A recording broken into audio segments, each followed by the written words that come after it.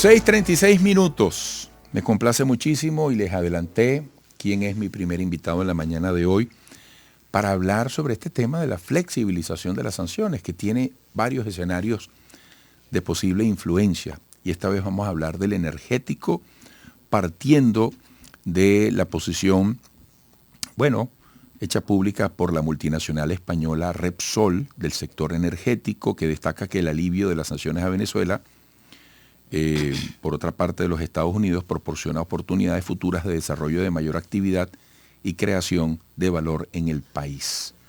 Vamos a constatar, vamos a revisar esta posible perspectiva con Rubén Bolívar, abogado, especialista en Derecho Marítimo y diplomado en Derecho de la Energía, exgerente general de la empresa mixta Petroindependencia PDVSA Chevron. Bueno, Rubén, estos son... Primero te doy la bienvenida. Elegante como siempre, ¿vale? Vean esta elegancia. Lamento por quienes no están por televisión. Mira, estos son los temas que nos despolarizan. Estos son los temas que nos convocan a todos los venezolanos. Porque yo me imagino que todo venezolano se pone contento si al país le va bien. Y que al país le vaya bien significa, oye, que de alguna manera a todos los venezolanos nos llegue un beneficio de posibles escenarios como este que plantea Repsol, ¿no? ¿Tú estás de acuerdo con esta lectura que hace Repsol? Buenos días, primeramente, Eduardo, y muchas gracias por la invitación a tu programa. Efectivamente, para mí es una excelente noticia, ¿no?, para todos los venezolanos.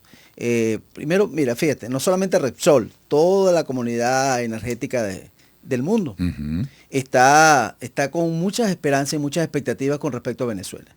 Este alivio de sanciones que viene, digamos, logrado dentro del contexto de las negociaciones que se dieron en Barbados, acuerdos políticos entre la oposición y el gobierno de Venezuela, y que en definitiva incluso era hasta inesperado, porque si bien es cierto que venimos con esa expectativa y esas negociaciones se vienen dando, el día que la OFAC dictó las medidas, las 6 licencias, pero una específicamente, la GL44, que es la dedicada al petróleo, prácticamente nos tomó de sorpresa, pero una sorpresa por supuesto muy agradable, porque en definitiva esto le abre un abanico de posibilidades al país. Recordemos que no solamente... Yo siempre digo que detrás de todo lo que tiene que ver con el tema energía, el tema petróleo, hay por supuesto muchos intereses. No solamente debemos ver como un acto de benevolencia de Estados Unidos que ha liberado unas sanciones en función de unos acuerdos políticos en Venezuela. También obedece a una geopolítica, una geoeconomía. Estados Unidos está... Ahora mismo Estados Unidos produce 13.200.000 barriles, es el mayor productor mundial, pero consume 21 millones de barriles. De manera que tiene que salir al mercado en la búsqueda de 8 millones de barriles. ¿Dónde están esos 8 millones de barriles? En el hemisferio occidental. Cuando en la otra parte del mundo, que es donde están las mayores reservas, exceptuando Venezuela, que es obviamente el país que tiene las mayores reservas del mundo, están en guerras, incluso en la guerra que se está desarrollando entre Israel y Palestina, que según analistas internacionales, si esta guerra llegara a escalar, pudiéramos estar hablando desde el punto de vista energético, de un cataclismo que pudiera llevar el petróleo hasta unos precios hasta de más de $150 el barril. De manera que todos estos elementos van perfilando una necesidad para Estados Unidos. Recordemos también que Estados Unidos el año pasado hizo uso de 180 millones de barriles de la reserva estratégica de Estados Unidos. Es un reservorio que hizo Estados Unidos en Texas y Illinois, un gran depósito subterráneo para en caso de necesidad, en caso de emergencia, utilizar ese petróleo. El año pasado dispuso de una cantidad de petróleo que debe ser repuesta este año, de acuerdo con las normativas que regulan esa actividad. De manera que este año deben ser repuestos esos 180 millones de barriles de petróleo. ¿Y dónde los va a sacar Estados Unidos si no es de Venezuela? Con la mayor reserva del mundo. Además de que no solamente los negocios se ven a corto plazo, se ven a largo plazo. De manera que, eso por un lado, ¿no? Es lo que, digamos, va motivando las motivaciones, las justificaciones geopolíticas, pero geoeconómicas de una decisión de este tipo. Fíjate, tú estás describiendo una dinámica que tiene una fuerza propia, porque hay unos intereses muy elevados que intentarán, para beneficio de cada uno de estos actores, aprovechar los espacios posibles. Pero fíjate que, como lo dices tú, esto es un trabajo de alta geopolítica, porque además, y de una estrategia de negociación, porque además estas flexibilizaciones van con la cabulla corta, ¿no? Tú sabes, renovaciones de muy corto plazo como midiendo. Esa es una medición solamente desde el punto de vista político, en razón de las negociaciones, del diálogo, o también desde el punto de vista del business.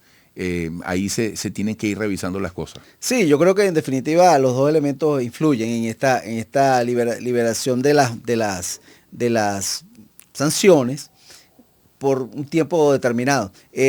En líneas generales fue bastante amplia la licencia, ¿no? La licencia prácticamente permite a Venezuela reactivarse nuevamente desde el punto de vista energético. Sin embargo, tiene esa connotación de que solamente por 6 meses. Ajá. Y no son renovables. Por ejemplo, la licencia de Chevron tenía un lapso de 6 meses que se iba renovando cada mes y así ha venido ocurriendo. O sea, no son renovables automáticamente. Automáticamente. O sea, que de 6 meses el gobierno de Estados Unidos, la OFAC, tiene que emitir una nueva licencia. Entonces, es como un estira y encoge. Sí. Político y económico. Sí. Pero recordemos también que el año que viene, cuando se venzan estas sanciones, esta licencia, Ajá, en el 18 de abril del año 2024 estaremos en plena señor. campaña política en Venezuela y en Estados Unidos. Sí, señor. Entonces, el abanico de posibilidades es muy amplio. Hay que estar, como dicen en béisbol, en el picheo, en la zona de strike. En la zona de estar strike. ahí. Ahora, Repsol, una empresa que está aquí desde hace 30 años, una empresa muy consolidada, una empresa española, ellos visualizan, porque ellos están en Venezuela, se han quedado en Venezuela todo este tiempo, tienen varios negocios en Venezuela, tienen 6, 7 negocios aquí en Venezuela, en gas y en petróleo, y siempre han visualizado por oportunidades, más allá de, incluso en unos reportes que de hace algunos meses, hace algunas semanas, el Repsol decía que se estaba abriendo un abanico interesante, aún sin estar en las sanciones, con licencia, ¿no? Aún con el mecanismo de sanciones. Y ahora, por supuesto, aún más. Recordemos, Eduardo, y es bueno verlo también desde la perspectiva positiva, ¿no? Nosotros como venezolanos, Venezuela es la mayor reserva petrolera del mundo y la 7ª reserva en gas. Además es el país que está con una situación geopolítica o digamos geopolítica o geoestratégica súper interesante, con una fachada caribeña muy amplia, una fachada atlántica bastante amplia también, con salidas hacia otros continentes. Venezuela tiene la capacidad instalada, Eduardo, quizá más grande del hemisferio occidental, por supuesto, exceptuando Estados Unidos. Eso se ha construido a lo largo de 100 años. Nosotros aquí en Venezuela hay 5 refinerías con capacidad de refinación de más de casi 1.500.000 barriles, que no es poca cosa. Pocos países en el mundo tienen esta capacidad. Venezuela tiene ahora mismo Venezuela, Eduardo, para que tú lo sepas, tiene 49 empresas mixtas. Nosotros siempre hablamos de Chevron, de Repsol. Qué bueno lo que estás diciendo. De Repsol, de Chevron, de las empresas chinas, de las empresas rusas. Venezuela tiene 49 empresas mixtas en Oriente, en Occidente, en Costa Afuera, en la